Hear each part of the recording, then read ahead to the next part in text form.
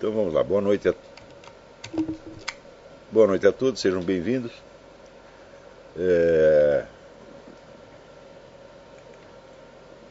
Vocês têm aí uma apostila que eu passei sobre René Guénon, mas como tem muita gente pedindo, eu vou ler antes uma análise que eu estou fazendo da situação brasileira. Eu vou só ler e comentar minimamente. É uma coisa que ainda está em elaboração, que será divulgada nos próximos dias. E também tem alguns avisos. Primeiro é o seguinte, que de 30 de setembro a 5 de outubro eu vou proferir aqui o curso Sociologia da Filosofia. Para aqueles que quiserem se hospedar na casa da professora Margarita, por favor escrevam, avisem por e-mail para Flávio Caetano com 2 N's, @gmail.com. E também, uma semana antes do meu curso, a professora Margarita vai proferir um curso de inglês especificamente para aqueles que vierem para o meu curso, de 23 a 27 de setembro, com um texto básico a ser escolhido por mim. Também os interessados avisem pelo mesmo Gmail, ela vai cobrar uma taxa de $200. E então, vamos lá. Eu primeiro vou ler esta análise que eu estou fazendo da situação brasileira e comentá-la o mais brevemente possível para que nós possamos passar ao estudo sobre René Guénon. Então, nossos liberais e conservadores leem Ludwig von Mises e Friedrich von Hayek e, vendo que eles tratam o marxismo como uma pseudociência econômica, concluem alegremente que ele não vale nada, não merece maior atenção. Acontece que o marxismo, enquanto ciência técnica da ação revolucionária, não depende em nada da base econômica que nominalmente o sustenta.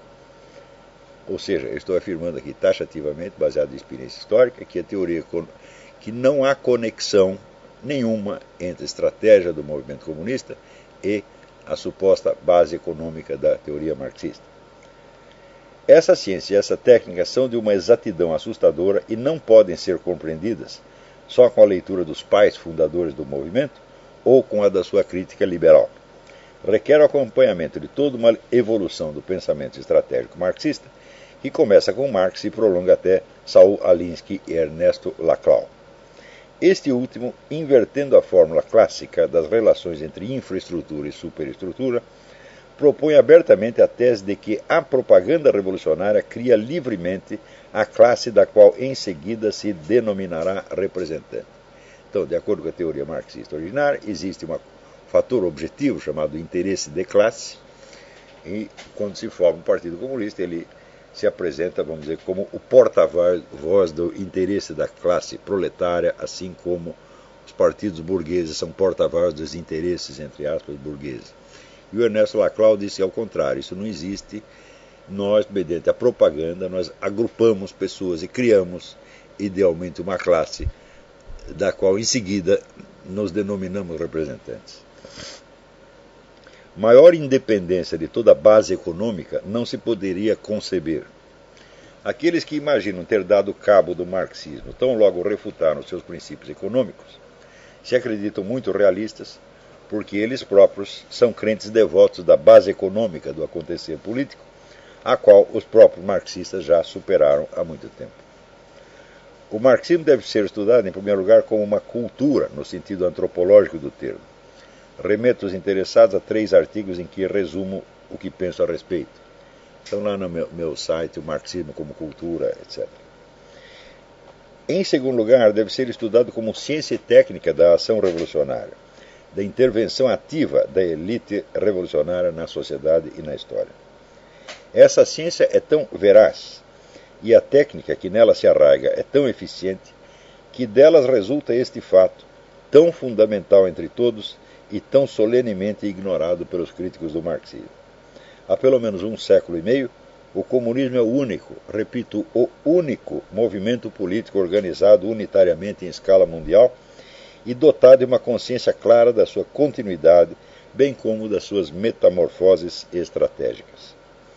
Todos os seus pretensos adversários e concorrentes são fenômenos locais, inconexos e passageiros, espalhados no tempo e no espaço como grãos de poeira soltos no vento, incapazes não só de fazer face ao rolo compressor do movimento comunista, mas até de enxergá-lo como um todo. Sem nenhuma presunção de expor aqui o fenômeno no seu conjunto, mas raciocinando antes em função exclusiva dos últimos acontecimentos no Brasil, destaco adiante alguns pontos que, se não forem levados em conta, tornarão inviável qualquer tentativa de compreender os lances mais recentes da história continental e nacional. O primeiro desses pontos é o seguinte: nenhuma ação comunista tem jamais, repito, jamais, um objetivo único e linear. Todas as decisões do comando estratégico comunista são sempre de natureza dialética e experimental.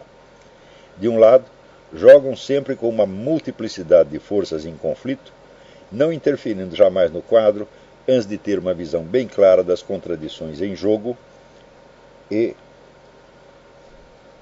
dos múltiplos sentidos em que elas podem ser trabalhadas.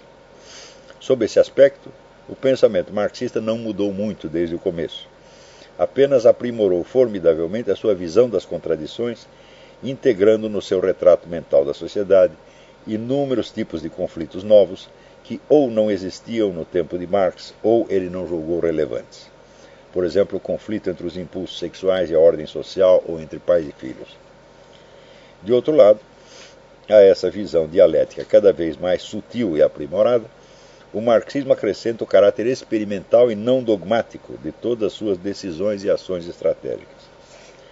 A articulação de dialética e experimentalismo permite que as ações do movimento comunista se beneficiem, por um lado, de uma multiplicidade de direções simultâneas que desnorteiam o adversário e, por outro lado, de uma capacidade de agir por avanços e recuos mediante contínuas e, não raro, velocíssimas mudanças de rumo. Quem quer que, ao analisar a recente explosão de protestos, concentre a sua atenção nas reivindicações nominais, redução das tarifas de transporte público, mais educação, mais saúde, etc., para discutir sua justiça ou viabilidade, já prova só nisso sua total incompetência para lidar com o assunto. Quer dizer, o conteúdo nominal das reivindicações não tem a mais mínima importância. Se não fossem essas, seriam outras. Né? E se não houvesse nenhuma, se inventaria alguma. Mas quem quer que, furando essa primeira barreira de aparências, procure encontrar por trás delas um objetivo determinado e único que explique o conjunto, se engana talvez ainda mais desastrosamente. Se os protestos têm um objetivo político determinado, este só é definido na mente dos seus planejadores estratégicos maiores em termos muito gerais e vagos. Você vê, quando o Lula disse: nós não sabemos ainda qual o tipo de socialismo que queremos, ele disse a coisa mais profunda do movimento comunista nos últimos 20 anos.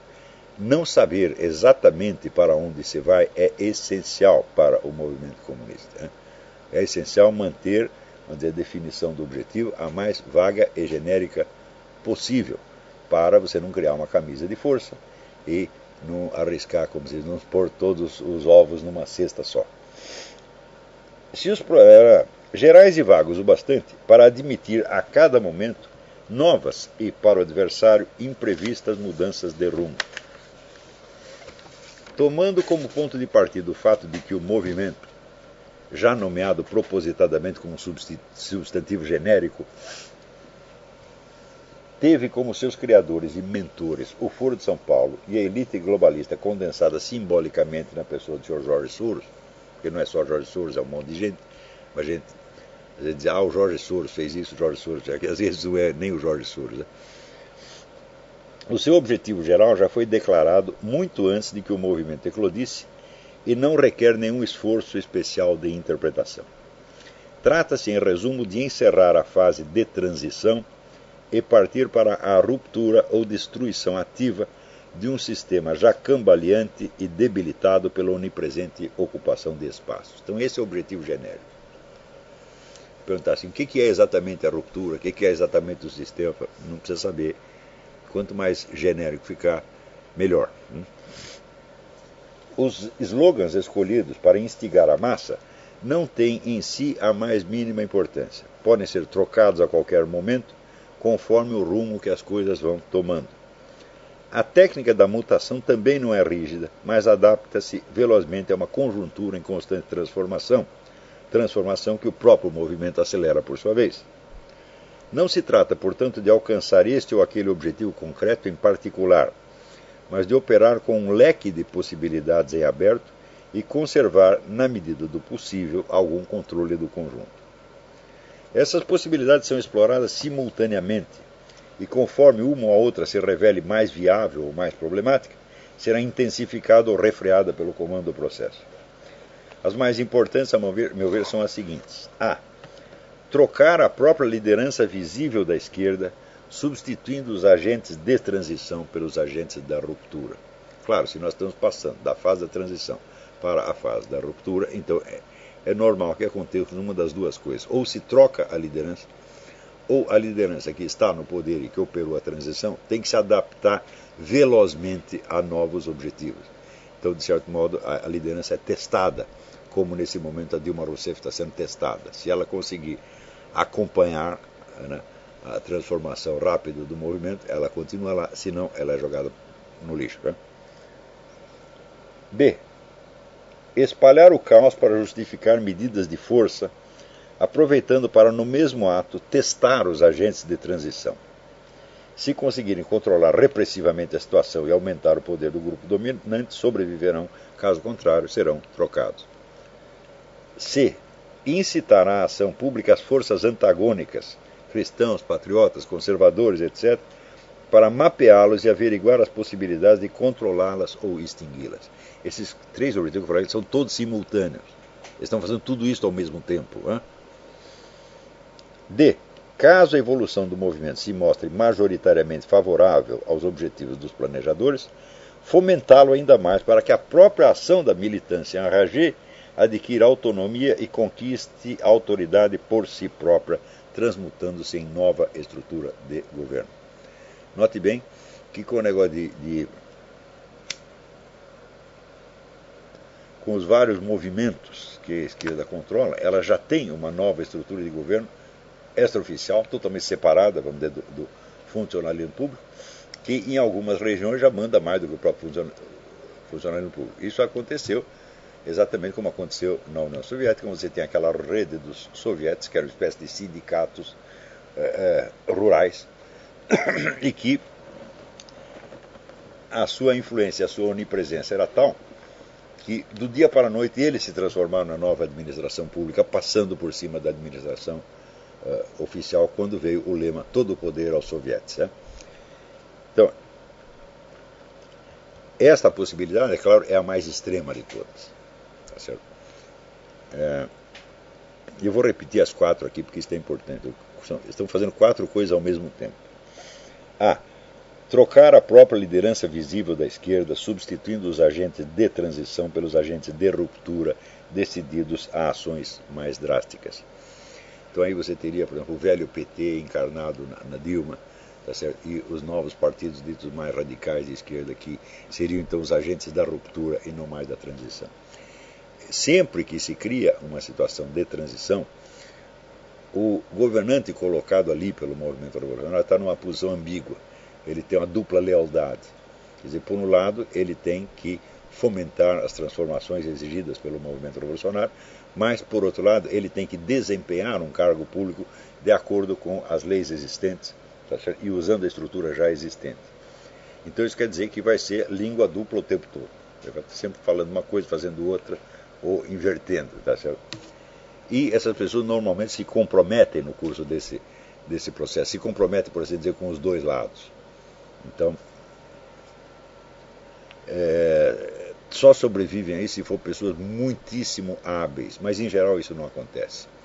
É por isso, vamos dizer, que todo processo revolucionário tem pelo menos duas fases. Quer dizer, tem uma fase inicial, né, que está ainda comprometida com efetuar transformações dentro do quadro legal existente, como, por exemplo, quando Luís XVI convoca os Estados Gerais. Quer dizer, os Estados Gerais estão lá para fazer uma modificação, uma revolução dentro da lei, por assim dizer. Né? Essa primeira fase é logo superada, e daí vem o terror, né? Que é já a fase de ruptura. Na Rússia foi a mesma coisa, tem a Revolução de 1905, que cria, vamos dizer, uma democracia progressista, etc, etc. Quer dizer, é uma revolução, mas é uma revolução dentro da lei e idealmente pacífica. Né? E isso dura 12 anos. Né? Você vê que em Cuba, Apesar, a maioria das pessoas não sabe. Quem foi que colocou Fulgêncio Batista no poder? Foi o Partido Comunista. Tá certo? Então, ele fica lá um tempão. E, naturalmente, ele não só não opera ruptura nenhuma, mas ele eterniza a transição de modo a tirar vantagem pessoal da situação. Então, acaba sendo jogado fora. Meu computador pifou aqui.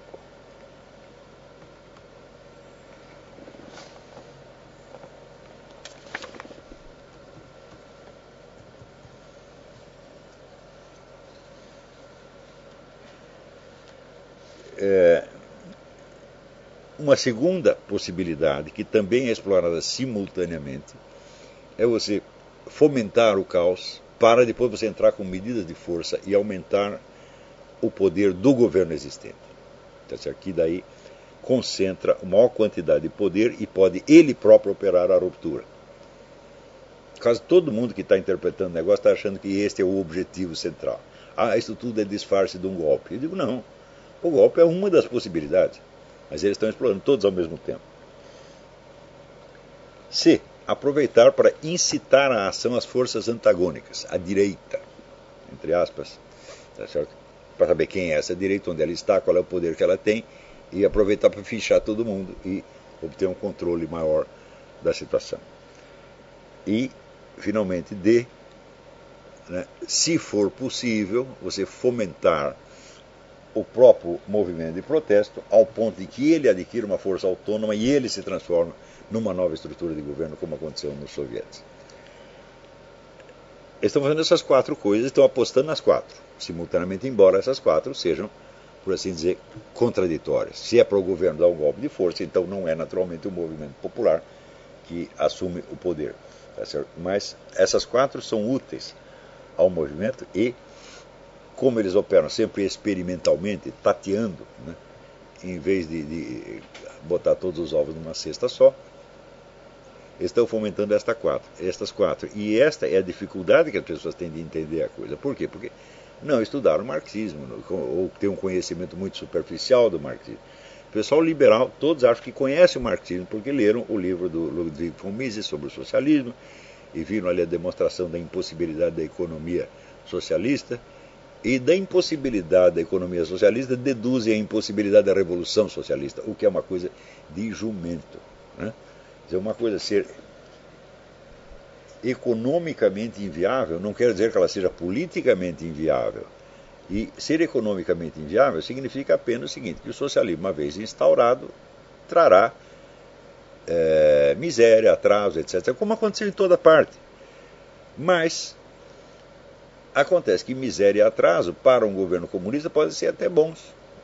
Quer dizer, as crises econômicas, as dificuldades materiais derrubam governos numa democracia, porque as pessoas estão acostumadas a desfrutar de certos direitos e ter um certo padrão de vida. Quando isso cai, elas ficam revoltadas e derrubam o governo. Mas isso só acontece no processo democrático. Se o processo democrático já acabou e você instaurou uma ditadura, então as relações entre a economia e a política já não são essas. E a própria miséria pode ser explorada como instrumento de controle, né? Até o limite da arma da fome, como o Stalin usou na Ucrânia, né? Não deixando transportar comida, tomando a comida de todo mundo, matando os caras de fome. Né? Então, ou seja, Cuba, né, vive numa miséria desgraçada há 40 anos e o regime está cada vez mais forte. Em vez de enfraquecer, ele se fortalece. Se o povo não tem nem o que comer, como é que ele vai ter meios de reagir a uma situação tirânica? Veja, houve revoluções na Rússia e na França, porque pelo menos 50 anos antes da Revolução, esses dois países estavam num crescimento econômico formidável. Eram os países que mais cresciam, eram as economias que mais cresciam na Europa. A França no século XVIII e a Rússia nos últimos 50 anos do século XIX. Foi por isso que houve Revolução.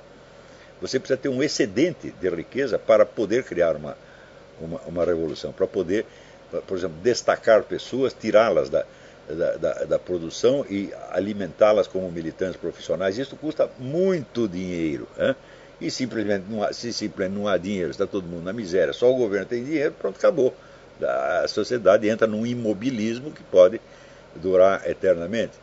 O regime soviético, se não fosse pressões externas, jamais teria caído, ele teria ficado lá eternamente. Mas acontece que ele tem concorrentes externos, tá certo? E não é capaz de produzir, na velocidade necessária para concorrer com esses, né, com esses seus adversários. Então, a última possibilidade, então, que é a mais revolucionária de todas, né, esta última, que é a do movimento mesmo, se transforma na nova estrutura do Estado, parece já ter sido excluída, na medida em que as forças antagônicas, malgrado a sua total desorganização e ausência de comando, se mesclaram ao movimento, ocuparam as praças públicas e acabaram, em certos casos, por acuar e sobrepujar a militância esquerdista. Então, a esquerda começa a bagunça e, em seguida, ela vê que ela não tem o controle da praça pública, porque aparece um monte de louco, tudo quanto é lado, protestando contra as coisas mais disparatadas e, em geral, de maneira hostil à esquerda, francamente hostil, né? Os caras gritando PSTU vai tomar no cu. Opa! Né? E ninguém contava com isso, e aconteceu. Né? Então, bom, se não temos sequer o controle da praça pública, significa que o movimento não tem autonomia suficiente e ele não é ainda uma força revolucionária suficiente para, entre aspas, tomar o poder. Tá certo? O próprio comando da esquerda militante ordenou que as manifestações cessassem, o que imediatamente deixa o campo livre para as massas antagônicas. Então quer dizer que se houver protesto daqui para dentro, vai partir da direita, entre aspas, né? E favorece ipso facto a adoção da via repressiva para estrangular a ameaça de um, aspas, golpe teocrático e fascista. Então a maior possibilidade nas próximas semanas é que, vamos dizer, o endurecimento do regime venha a acontecer. Então, com novas legislações que visem a controlar, né, em princípio as massas em geral, mas controlar somente as massas de patriotas, cristãos, etc, etc. Controlar ou estrangular completamente. Parece que, das 4 possibilidades, foi essa que se mostrou a única viável, na verdade, por enquanto. Mas, como diria o Vicentinho, a luta continua. Isso quer dizer que o próximo objetivo, ou seja, a troca de lideranças, né, e, vamos dizer, a aceleração do processo revolucionário ainda estão na pauta. Eles não são a urgência imediata. A urgência imediata é o quê? É o seguinte: nós atiçamos as cobras para que elas saíssem das tocas. Elas saíram e elas são em número muito maior do que a gente imaginava. Tá certo? Então agora nós precisamos dar um jeito de controlá-las. Então esta é a urgência maior e isto, portanto, favorece o endurecimento do regime, o qual não precisa tomar necessariamente a aparência, pelo menos, de um golpe. Pode ser um golpe legislativo, uma coisa assim. Se esse estrangulamento tomará a forma de uma repressão policial violenta ou de um simples incremento do aparato de investigação e controle social, é cedo para dizer. O detalhe mais importante aí é que as forças antagônicas se constituem exclusivamente de massas amorfas e desorganizadas, sem o mais mínimo comando estratégico e até sem aquelas figuras de heróis improvisados que um erro terminológico denomina líderes, quando o certo seria chamá-los apenas de símbolos aglutinadores. Quer dizer, o sujeito que de repente ele aparece da massa e ele vira um símbolo do... Né? Como foi o caso, às vezes um mártir, né? O caso do Edson Luiz, o estudante que foi morto pela polícia no tempo do regime militar, então ele vira o símbolo do movimento. Mas o símbolo aglutinador, seja morto, seja vivo, ele não é um líder, isso é importantíssimo. Né? Liderança é comando estratégico e controle, não é a personificação de um vago espírito das massas. Né? O próprio Lula, nesse sentido, tardiamente ele se tornou um líder quando ele começa a controlar o Foro de São Paulo. Mesmo assim, de maneira precária. Ele foi sempre um símbolo aglutinador. Né? Então o pessoal, quando eu me lembro pelo Facebook, eu falava, esse negócio não tem liderança. Daí os caras diziam, não, vem você para cá e você vira o líder. Eu falei, eu seria um símbolo aglutinador e seria jogado fora e expelido com a maior facilidade. Quer dizer, símbolo aglutinador precisa ter uma vocação teatral e que consiste em ser um nada que parece alguma coisa. Tá certo? Não foi isso, né, o destino que a minha mamãe sonhou para mim. Tá certo? Eu queria ser alguma coisa, ainda que parecendo um nada. Tá certo? Eu prefiro isto. Né? É aquele negócio do Ronald Reagan. Você pode conseguir tudo o que você quiser, contanto que você não faça questão de levar o mérito. É por isso que eu não ligo quando o cara me repete as minhas ideias com 15 anos de atraso e não cita o nome. Falo, bom, as ideias estão aí, eu botei em circulação e a coisa está funcionando. Né? Decorrido 15 ou 20 anos, falo que me interessa reconhecer o mérito. Não faz o menor sentido. Então, vamos dizer, o que as pessoas estão. Quando eu falo liderança, eu estou querendo dizer uma coisa, estou querendo dizer comando estratégico. Né? E quando o pessoal no Brasil fala liderança, quer dizer símbolo aglutinador, o que é um sinal de que todo este pessoal que está envolvido nesse movimento não tem a menor ideia sequer do que é uma liderança. Né? Então não é que eles não têm uma liderança, eles não sabem o que é. Né? Então, agora, a massa por si, o número, tem um poder, evidentemente, mas é um poder cego, que não sabe para onde vai e que pode ou fazer burrada ou até cair numa armadilha, como parece que está sendo montada. Tá certo? Essa massa é numericamente superior, seja à militância organizada do Foro de São Paulo, seja às tropas de arruaceiros subsidiadas pelo Sr. Jorge Soros e outros similares. Sua presença nas ruas, bem como a vaia multitudinária que despejou sobre a presidenta Dilma Rousseff, são, no sentido mais estrito do termo, explosões espontâneas e anárquicas no mais alto grau, contrastando nisso com a ação bem planejada dos militantes do outro lado, que ocupam o espaço público armadas de instruções precisas e de slogans bem ensaiados. Em Brasília, viu-se até o texto de uma convocatória inteira, recitado em coro pela multidão. Veja o nível de organização. Além disso, eu recebi uma cópia de um folheto que era distribuído aos militantes, né, sobre como enfrentar a polícia, como se livrar do gás lacrimogêneo, como fazer isso, quer dizer, uma instrução inteira, quer dizer, coisa de profissional. E lá em Brasília, né, você viu a multidão, milhares de pessoas repetindo, dia tal, às tantas horas, em tal lugar, vamos fazer isso e aquilo. Quer dizer, como é que você vai pensar que isso é uma manifestação espontânea? Não, isso é um negócio altamente planejado e trabalhado. Isto da parte, vamos dizer, da militância esquerdista que começou as mobilizações. Daí quando o pessoal, né, os patriotas revoltados, cristãos, etc., começaram a ir para a rua, eles começaram a dizer qualquer coisa. Tá certo?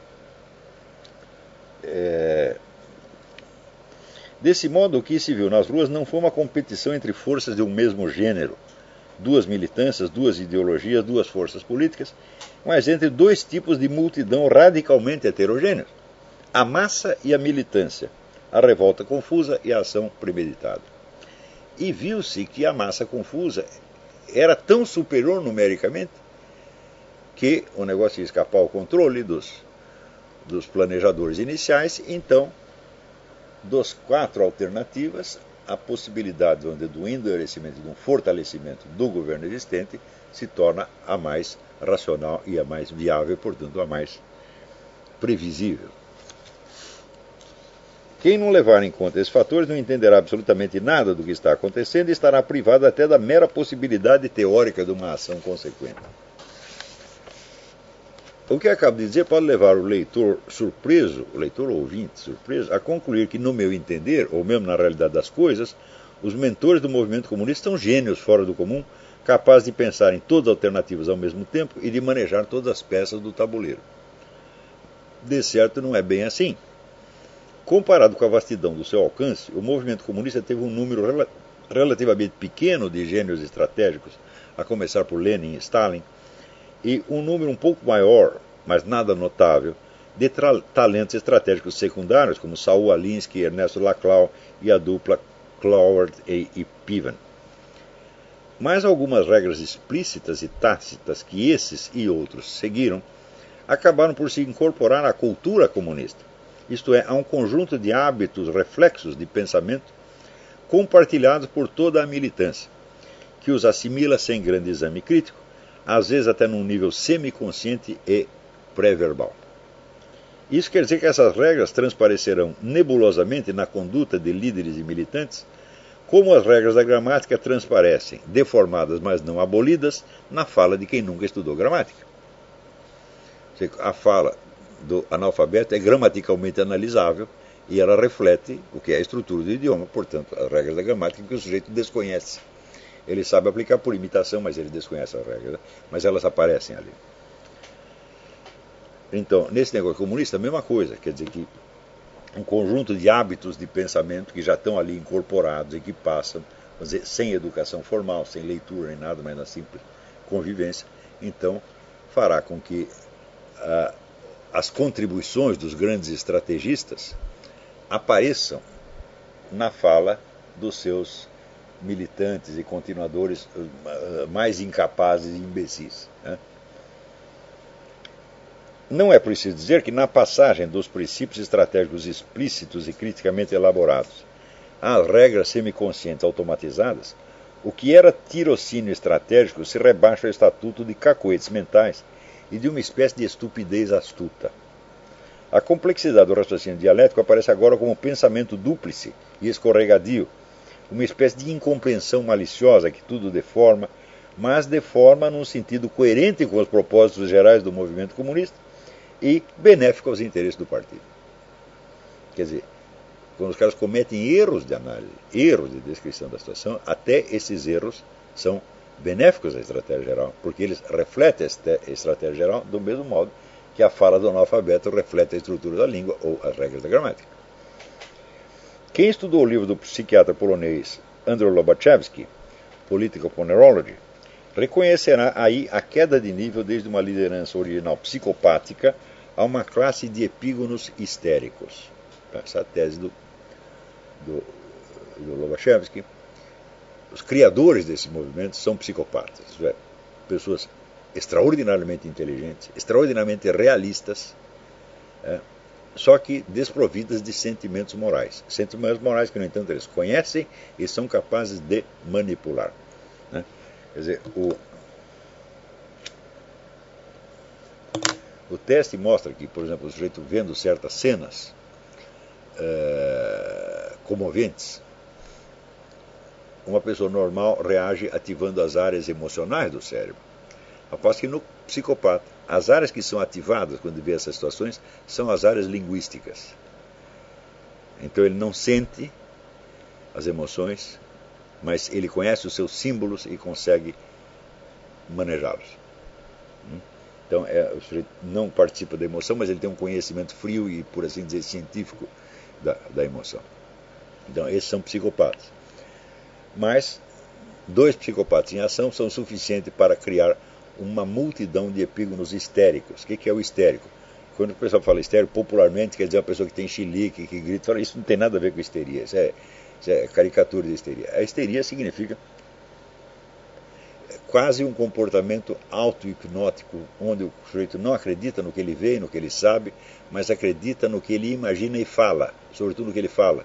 É uma espécie de persuasão retroativa. O indivíduo disse certas coisas e porque ele disse, ele começa a acreditar naquilo. Então, quer dizer, é um mundo de fingimento, é um mundo de teatro. Tá certo? Só que esse teatro não é premeditado, não é controlado.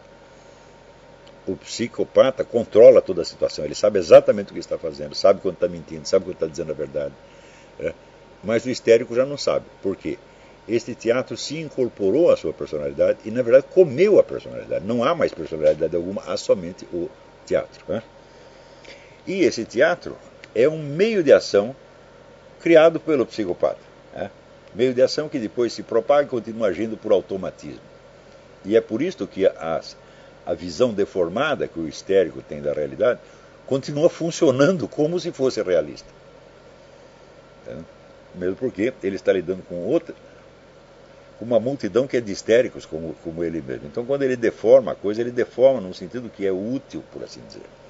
Não por premeditação, mas por um reflexo incoercível. Ele não consegue controlar aquilo, ele não consegue ser outra coisa, porque na verdade ele não é mais nada. A psicopatia é compatível com elevado grau de inteligência e aguda consciência da situação real. O quando você lê as análises que Lenin faz da situação, da conjuntura no dia a dia, a coisa é de um realismo absolutamente implacável. Né? O epigonato histérico copia a conduta psicopática sem compreendê-la muito bem e por isso não diferencia claramente o diagnóstico objetivo da situação e o discurso de auto-identidade partidária. Ou seja, em termos das funções da linguagem, tal como descrito por Karl Bühler, o sujeito confunde a função nominativa, que é falar da realidade, descrever a realidade, né, com a função apelativa, que é agir na consciência do ouvinte ou agir sobre si próprio. Né. E não o psicopata distingue perfeitamente. Ele sabe quando ele está dizendo uma coisa que é objetivamente verdade e quando ele está dizendo uma coisa só para influenciar você. Mas o histérico já não sabe, ele mistura essas duas coisas. Apesar da mistura, a coisa continua funcionando. Dito de outro modo, não percebe muito bem quando está descrevendo uma situação objetiva e quando a está deformando para reforçar o sentimento de unidade da militância, reforçar o sentimento de unidade da militância, fomentar o ódio ao inimigo ou persuadir a militância a seguir determinada linha de ação. O psicopata, quando mente, sabe que mente. No histérico, a mentira conveniente já se interiorizou ao ponto de não poder ser discernida como tal. O resultado é que uma visão totalmente falsa da situação pode, paradoxalmente, produzir uma ação relativamente eficiente, na medida em que reflete ainda, de longe e obscuramente, a visão estratégica originária. É como se disséssemos que o epígono, ou militante histérico, é louco, mas não rasga dinheiro. Tem uma visão deformada da realidade, mas deformada num sentido que, por força dos automatismos acumulados na cultura comunista e na sua raiz longínqua numa visão estratégica consciente, ainda favorece a ação partidária. Um exemplo claríssimo desse fenômeno é o recente pronunciamento do Sr. Walter Pomar, o chefão do Foro de São Paulo, que depois eu reproduzo como apêndice. Ele começa assim, aí só vou dar um exemplo entre muitos, né? Aspas, quem militou ou estudou os acontecimentos anteriores ao golpe de 1964 sabe muito bem que a direita é capaz de combinar todas as formas de luta. Fecha aspas. Historicamente isso é falso. A direita brasileira nunca teve, por exemplo, um partido de massas ou uma militância adestrada e organizada. Muito menos teve uma rede mundial de partidos aliados, uma internacional. Nem teve uma rede organizada de editores de livros, como o Partido Comunista sempre teve. E durante todo o tempo da ocupação esquerdista do governo, nunca teve à sua disposição centenas de jornais nanicos, como a esquerda teve durante o regime militar. Ela dominava a imprensa, a grande mídia, e ainda tinha a imprensa de oposição. Isso nunca aconteceu com a direita. Muito menos uma militância estudantil significativa. Muitas são as formas de luta que lhe faltaram e faltam. Pomar não parece ter a mínima consciência disso. No entanto, tomar a falsidade como um fato ajuda a fortalecer a unidade da militância esquerdista pelo temor a um inimigo comum evocado de um passado quase mítico. Ou seja, como descrição da realidade, não funciona. Mas na clave apelativa do discurso, ou seja, de agir sobre a mente da militância, funciona do mesmo jeito. Então, quer dizer, é isso que eu chamo de estupidez astuta. Pomar não está mentindo intencionalmente, está mesclando e confundindo os dois níveis de discurso. A descrição da realidade e o apelo à unidade do grupo ouvinte, como é próprio dos epígonos histéricos e da estupidez astuta a que me referi, quase que uma deficiência eficiente. Expressão paradoxal que corresponde à natureza paradoxal do fenômeno mesmo. Você vê que muitas vezes, ouvindo os discursos das pessoas, o liberal, conservador, amador, que não tem estudos sérios a respeito, né, ele percebe onde há a inferioridade intelectual dessas pessoas e acha, portanto, que a luta está ganha, ele se sente infinitamente superior. Mas não está contando com este fato da estupidez astuta, que esse tipo de deformação da realidade está impregnado no movimento e que ele funciona.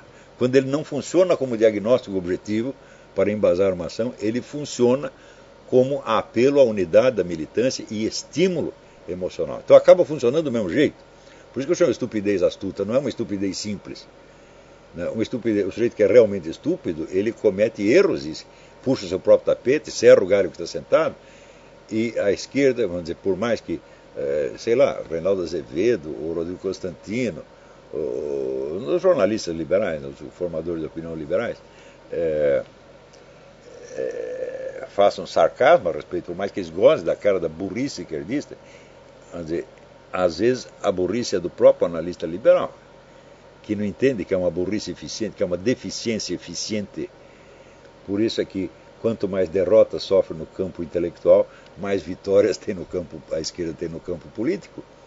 Não é isso? Então, a superioridade intelectual, no caso, vamos dizer, ela existe, evidentemente, a superioridade intelectual da direita, dos conservadores, ela existe, mas ela não se transforma por si numa arma política eficiente.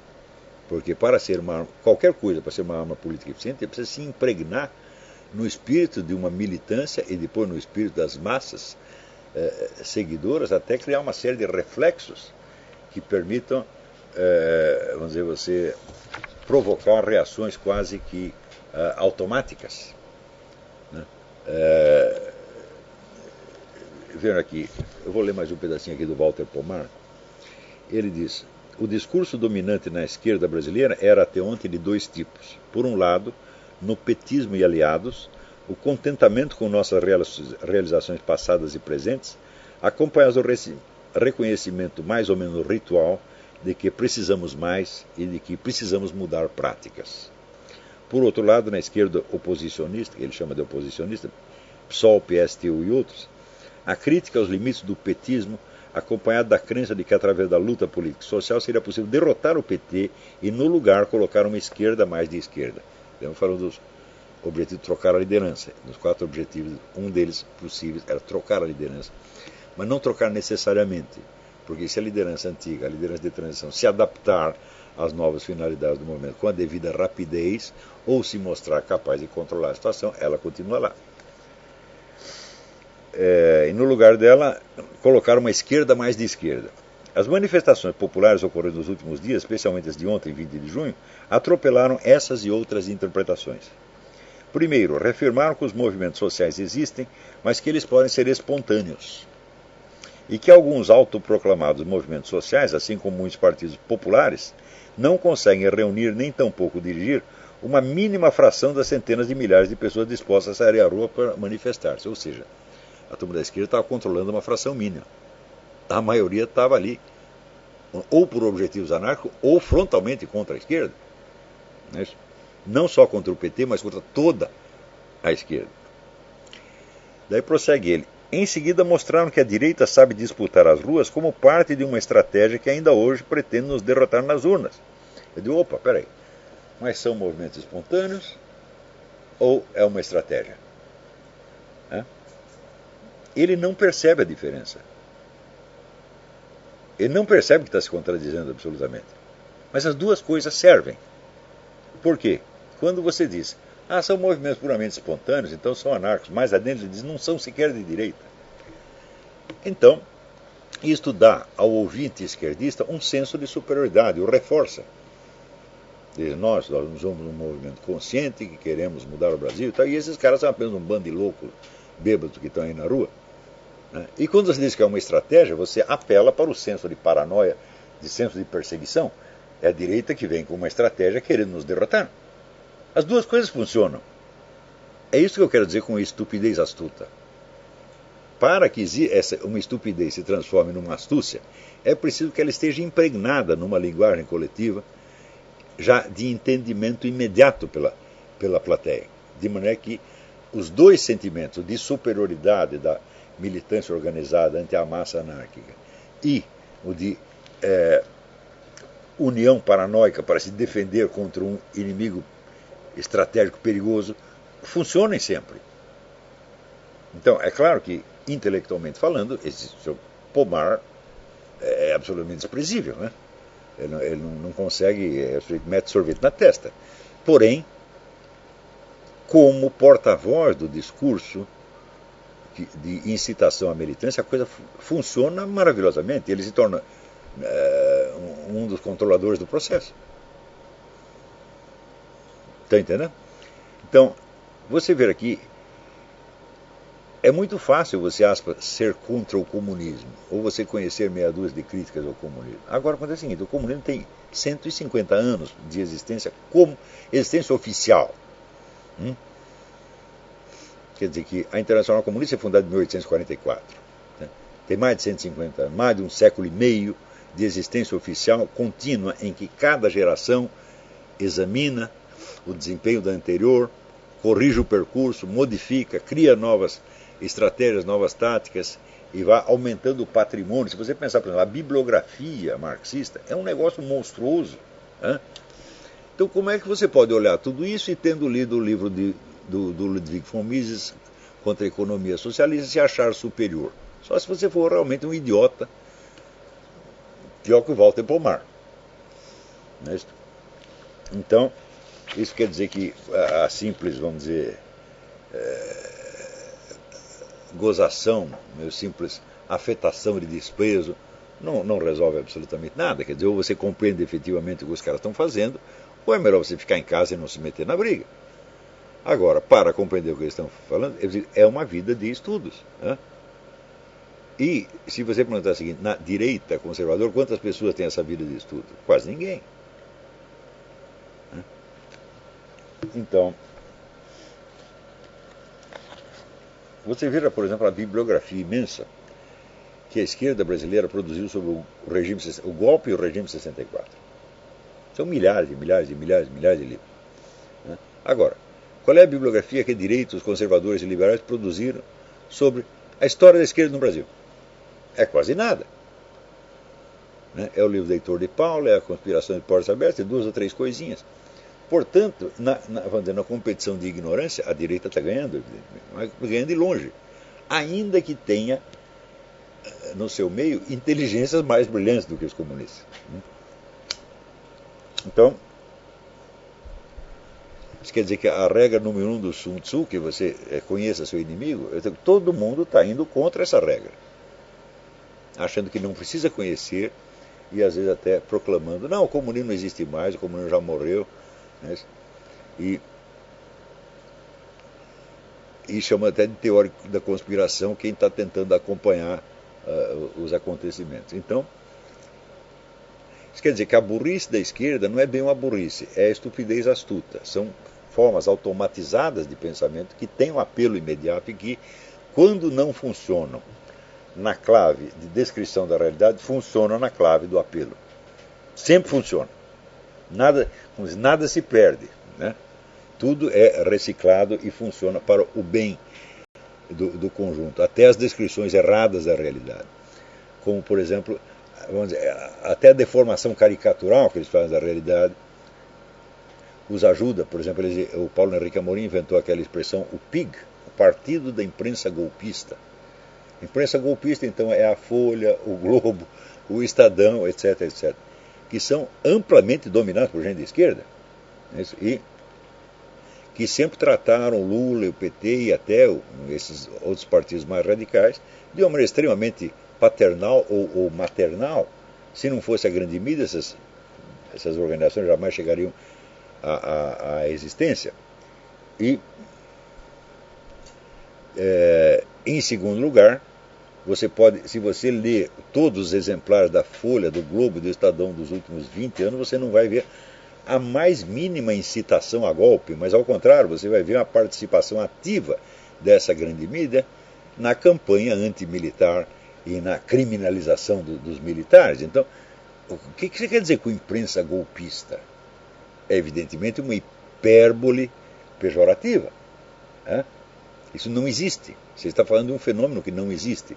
Mas, se você conseguir fazer a militância acreditar que existe, eles vão ficar com um tremendo ódio, tá certo, da própria grande mídia que os protege, tá certo? E isto favorecerá, evidentemente, a radicalização do processo revolucionário. Quer dizer, a grande mídia faz parte do quê? Da transição. Porque a ascensão de Fernando Henrique Cardoso já foi o começo da transição. Então, a mídia está mais ou menos identificada com a época de amizade entre o PSDB e o PT. E isto passou a ser, na linguagem da esquerda, isto passou a ser a direita, que é a sua própria direita colocada no poder para operar a transição. Exatamente como na Revolução Russa, o primeiro governo democrático era evidentemente de esquerda, Kerensky e todos os outros eram de esquerda. Porém, tão logo eles tomam poder, eles passam a ser a direita para a esquerda mais radical. Então, esta, vamos dizer, assimilação vamos dizer, das duas correntes é um hábito profundamente arraigado da mentalidade comunista. Né? Você não faz revolução contra um inimigo, você faz contra um ex-amigo. Todas são assim. Quando veio o terror revolucionário não era contra o antigo regime, era contra os moderados da Assembleia. Isso é por toda parte a mesma coisa. A Revolução Cubana não foi contra o inimigo, foi contra uma criatura mais velha do Partido Comunista. E é sempre assim. Então, é por isso que, vamos dizer, os nossos liberais e conservadores, eles são loucos quando eles apostam na divisão da esquerda e acham que a divisão vai enfraquecê-la, quando é a divisão que a fortalece. Você se dividindo, lutando contra si mesmo, você monopoliza o campo todo dos debates e dos conflitos e você controla mais ou menos o conjunto. E isso, vamos dizer, é um hábito já tão arraigado que mesmo o puro militante histérico, cego como Walter Pomar, consegue mais ou menos controlar o processo, porque ele está trabalhando não em cima de uma burrice pessoal, mas de toda uma tradição de 150 anos que já está impregnada na mente dele. Então, bom, espero que isso ajude a conhecer, né, a compreender mais ou menos o que está acontecendo. E isso, eu digo tudo isso sem a mais mínima ilusão de influenciar o curso dos acontecimentos. Porque, eu repito, para influenciar você precisa até aquela menina. Eu vou até ler aqui para vocês o que eu botei Tem uma menina aqui no Facebook.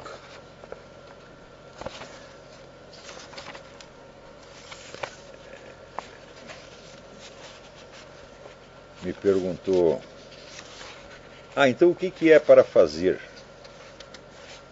Pô, diabo, será que não está aqui?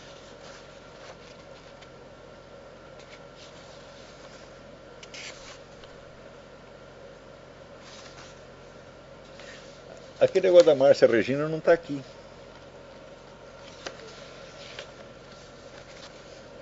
Bom, a menina perguntou: o que é para fazer? Eu digo: olha, eu não tenho fórmula pronta, mas a experiência histórica mostra que a formação dos grandes movimentos políticos passa por uma sequência que é mais ou menos fixa e imutável. É uma fórmula que não existe outra. Então, começa com a livre iniciativa dos intelectuais. Um sujeito diz uma coisa, outro diz outra, começa a botar umas ideias em circulação. É exatamente o que eu estou fazendo aqui. Numa segunda etapa, os intelectuais se organizam num debate formal.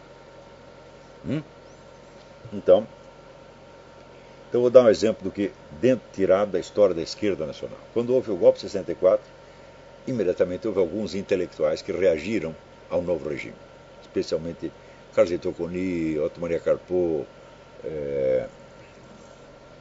Antônio Calado e outros.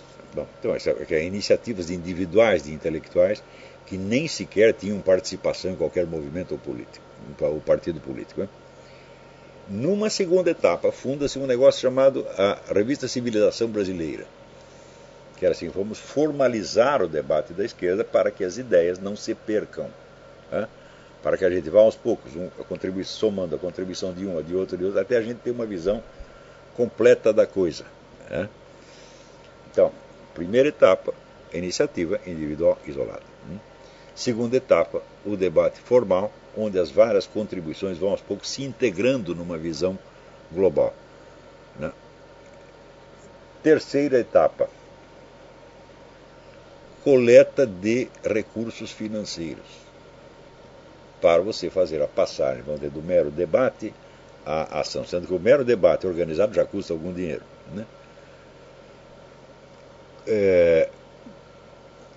Quarta etapa, a formação de um Estado maior para estudar a coisa, já não do ponto de vista analítico e da compreensão, mas do ponto de vista das estratégias possíveis. O Foro de São Paulo é isso. Então, no Exército você tem o comando e tem o Estado-Maior. O Estado-Maior não toma decisões. Ele só faz análise estratégica e propõe estratégias possíveis que o comando depois vai acionar. Então, o Foro de São Paulo, ele não é bem um comando, ele é um Estado-Maior. Então, Depois que você tem isso, bom, muito bem, daí você começa a formação da militância. Quando você chega na formação da militância, o custo da coisa já é monstruoso. Porque você não pode formar militantes se você não tem profissionais. Você não vai formar uma militância nas horas livres e no fim de semana. Não, você precisa ter muitos e muitos e muitos profissionais treinados para formar militante.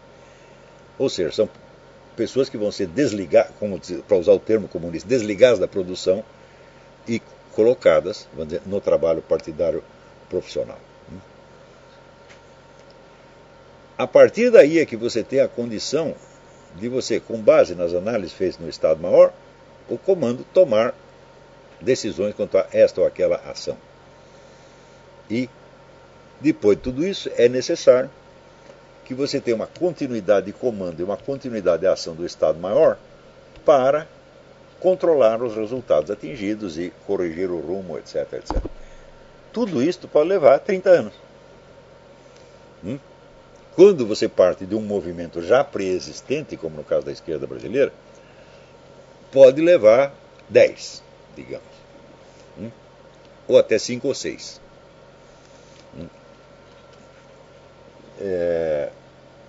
Mas quando você parte do zero, quando você não tem nenhum movimento pré-existente, então certamente leva de 20 a 30 anos. Vamos supor, num caso de aceleração máxima, né? Vamos supor que houvesse, já tivéssemos passado da iniciativa intelectual individual. Nós estamos nesta fase, iniciativa intelectual individual, a começar pela minha mesmo. Então, ela não tem finalidade estratégica, ela não propõe ação nenhuma, você está simplesmente tentando compreender o que está acontecendo, para que a gente não seja afogado e atropelado pelos acontecimentos e fique nem cego em tiroteio. Supondo que já tivesse passado esta fase, a fase do debate organizado, então já teríamos, vamos dizer, coletivamente, digamos, num círculo de umas 1000 pessoas, 1000 intelectuais de gabarito, uma compreensão integrada do conjunto. Então pode-se começar a passar à fase do Estado-Maior, ou seja, não vamos apenas analisar a situação, mas vamos pensar e analisar estratégias. A passagem do debate intelectual para o Estado-Maior custa uma montanha de dinheiro, porque você precisa muito de profissionais. É gente que vai se dedicar a isso em tempo integral.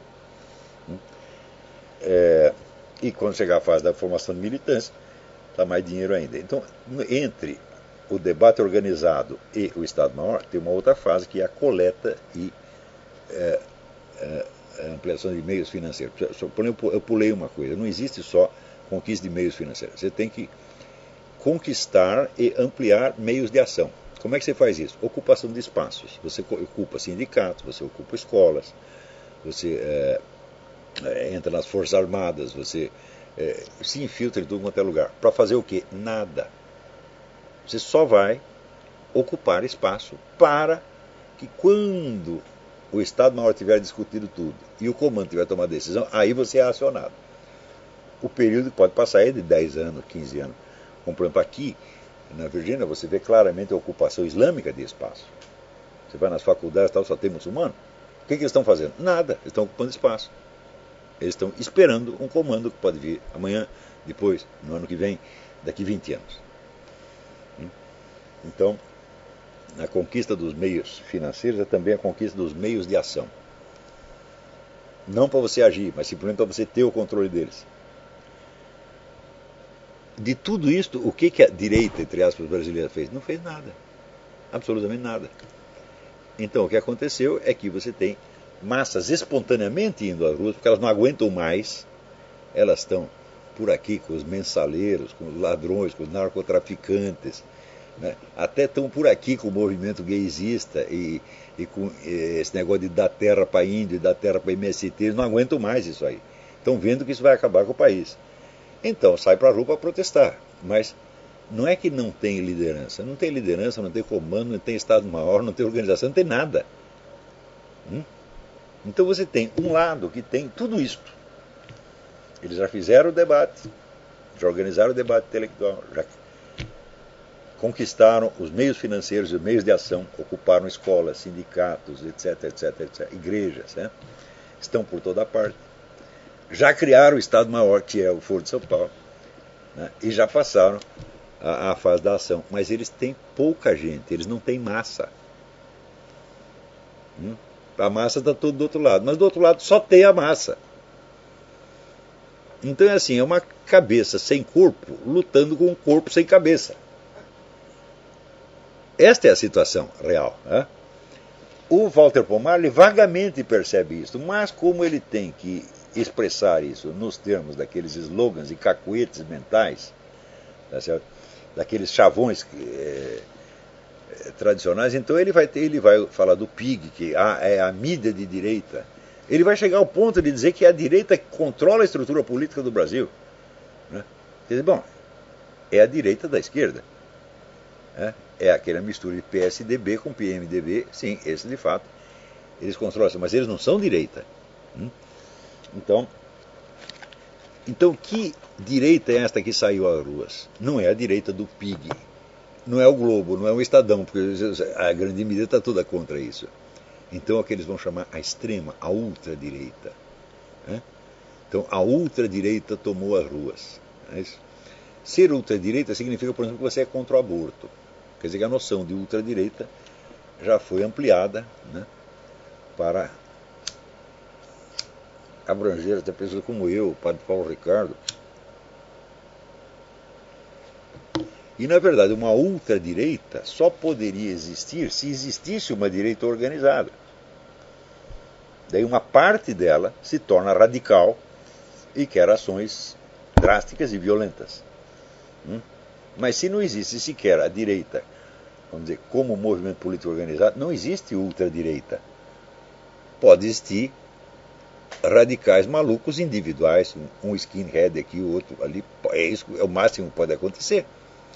Tá certo? Então, não há uma direita contra a qual você possa lutar. A direita no Brasil é um estado de espírito disseminado na massa, amorfa. Como é que você vai lutar contra ela? Você não pode lutar contra a massa toda. Você vai ter que controlá-la de algum modo. É isso o máximo que você pode fazer. Então, quer dizer, é uma situação paradoxal como nunca se viu no mundo, né? E que ela resulta, vamos dizer, em parte, da continuidade da história da esquerda, né? Continuidade e unidade da história da esquerda, e, por outro lado, da total fragmentação da direita, né? Mas, como esse pessoal da esquerda confunde, vamos dizer, a direita com a sua direita, isso é, com PSDB, PMDB e tal, então eles acham que a direita controla a situação.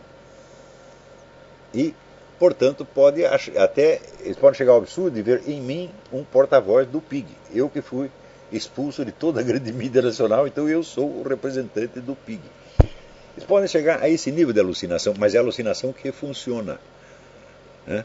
Porque fortalece o senso de unidade de uma militância que se sente acossada e ameaçada. Então é mais ou menos esta a situação. Eu não creio que seja possível entender isto, vamos dizer, nos termos da análise política usual e, sobretudo, sem recorrer ao Dr. Andrew Lobachevsky. Não que ele dê todos os conceitos necessários, né, mas alguns, pelo menos, ele tem. Muito bem, eu acho que nós passamos da hora aqui de poder fazer... Que horas são em São Paulo, no Brasil? 10h20. Bom, então vamos fazer um intervalo e respondemos algumas perguntas rapidamente e deixamos o texto do René Guénon, que inclusive para a compreensão disto aqui é importante.